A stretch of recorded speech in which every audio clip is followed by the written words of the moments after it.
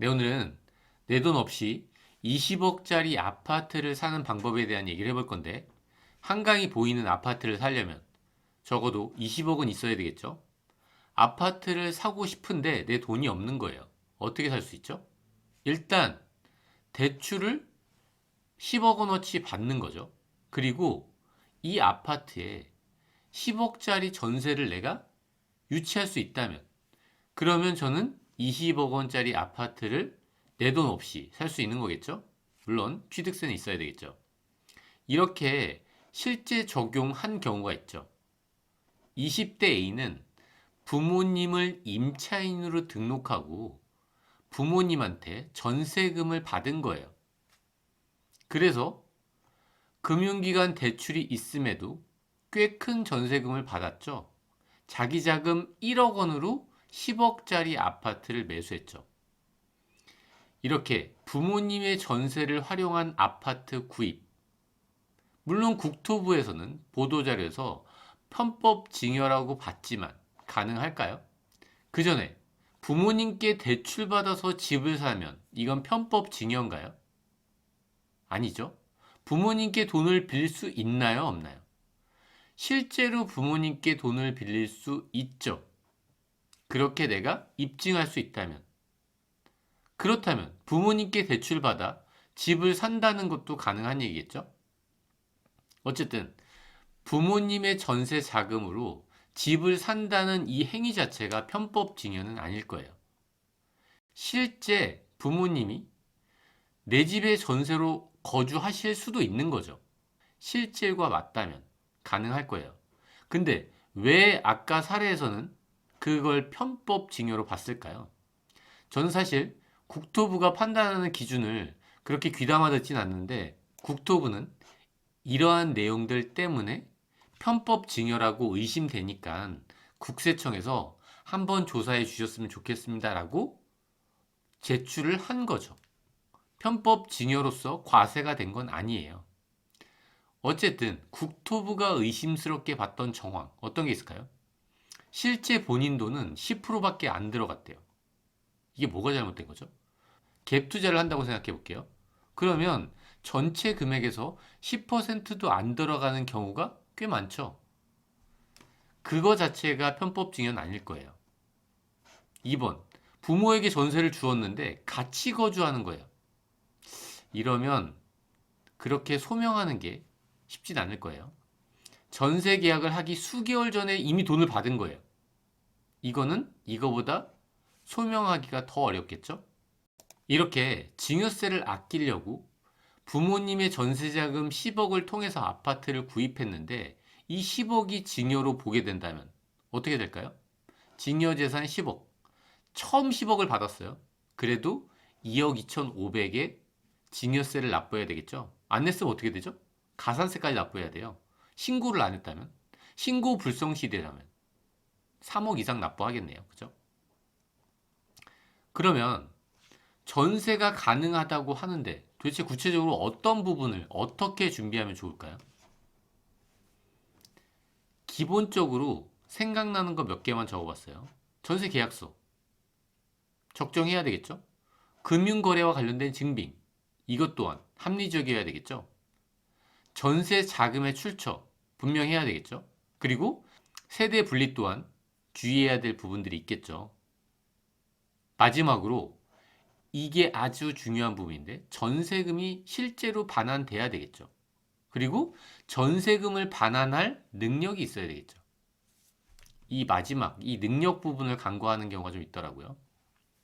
이렇게 말씀을 드리면 뭘 이렇게 대충 얘기하냐, 조금 더 구체적으로 다 알려달라고 말씀하시는 분들이 있는데 왜 구체적으로 다 알려드리기 어렵냐면 너무 사례가 많기 때문에 그래요.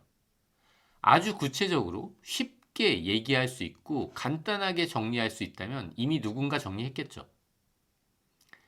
그래도 구체적인 예를 몇 가지만 알려드릴게요. 최근 사례예요. 이 자금 출처 소명과 관련된 사례인데 급하게 부모 자식 간에 어떤 전세 계약서를 작성한 것처럼 보이면 안 된다는 거죠. 그리고 그걸 객관적으로 입증할 수 있는 증빙이 있어야 되겠죠. 내가 현금으로 줬다. 이게 증빙이 될까요? 이게 그 사례가 될 수 있겠죠. 객관적으로 입증할 수 있는 증빙이 없다고 볼 수 있을 거예요. 그런 거는. 그리고 이런 부분도 있었어요. 지금 글씨가 너무 작으니까 보고 싶지가 않잖아요. 제가 간단하게 좀 요약해 볼게요. 우리가 일반적으로 아파트를 살 때, 제가 아파트를 사요. 이 아파트를 사기 위한 대금을 누가 계좌이체하죠? 당연히 제가 계좌이체하겠죠. 왜냐하면 제가 살려고 하는 사람이니까. 근데 이 사례에선 어땠냐면 아주 따끈따끈한 사례잖아요. 20년 1월 16일. 이 사례에서는 어떻게 했냐면 이 전세로 들어오는 부모님께서 아파트를 팔려고 하는 그 사람한테 대금을 이렇게 이체한 거예요.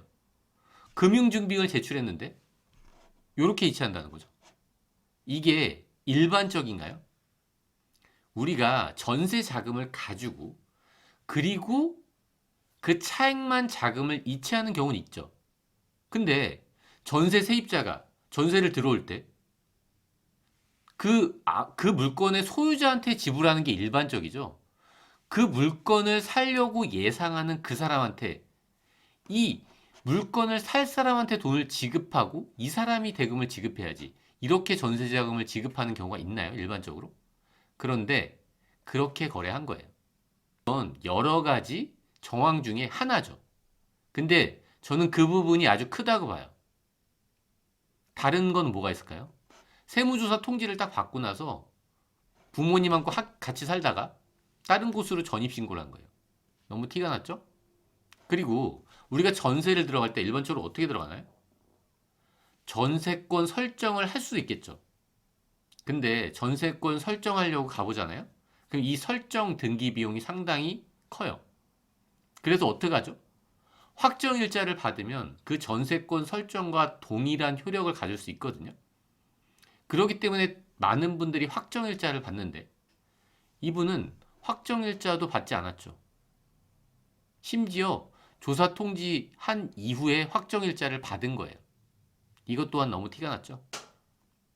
이렇게 전세가 불가능하다면 이렇게 처분청이 의견을 내지 않았을 거예요. 이 처분청 의견이 뭐냐면 국세청, 과세 당국의 의견이에요.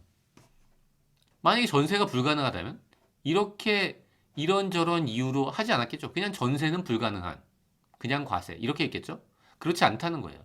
전세는 가능하다는 얘기죠. 그럼 전세가 가능하면 전세금은 얼마일까요? 적정한 전세금을 내가 지불하지 못했다면 어떻게 될까요? 그 부분부터 간단히 보면 만약에 세무서에서 적정한 수준을 4천만 원이라고 봤어요. 예를 든 거예요. 근데 저는 전세금으로서 1,800만 원을 설정한 거죠. 이렇다면 이렇게 과세 당국이 보는 기준 금액과 실제 내가 적용한 금액의 차이가 만약에 30%를 초과한다면 그 금액을 증여재산으로 보는 거예요. 저는 이 4천만 원을 어떻게 구했을까요? 상징세법에 어떻게 나와 있냐면 부동산의 무상 사용이겠죠? 이거 관련돼서 보조적인 지표로 이런 규정을 두고 있어요.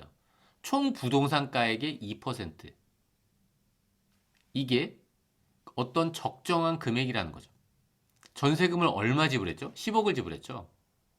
이것 또한 계속 변동되면서 고시되는 이자율이긴 하지만 이렇게 저는 시가와 대가를 비교해 본 거예요. 어쨌든 중요한 부분은 시가와 대가가 30% 이상 차이가 나게 된다면 그 부분이 증여세로 과세될 수 있다는 거죠. 그러면 이렇게 중요한 시가는 도대체 뭘까요? 부동산 가액의 2%가 시가일까요? 시가의 가장 첫 번째 원칙은요. 불특정 다수 간에 일반적으로 거래되는 가격이라고 보는 게 맞아요. 부동산 시장에서 옆에 있는 집이 도대체 전세금을 얼마 받았는지 알 수 있을까요? 대충은 알 수 있죠. 국토부의 실거래가 공개 시스템에서 이 실거래가 자료 제공하는 이 내역을 클릭해 보잖아요. 그럼 이렇게 전월세가 실제 어떻게 거래됐는지 그 금액을 알 수 있어요. 이게 어떤 국세청이나 과세 당국이 시가로 판단하는 기준이 될 수도 있겠죠. 네, 오늘은 여기까지 하도록 하겠습니다. 끝까지 들어주셔서 감사합니다.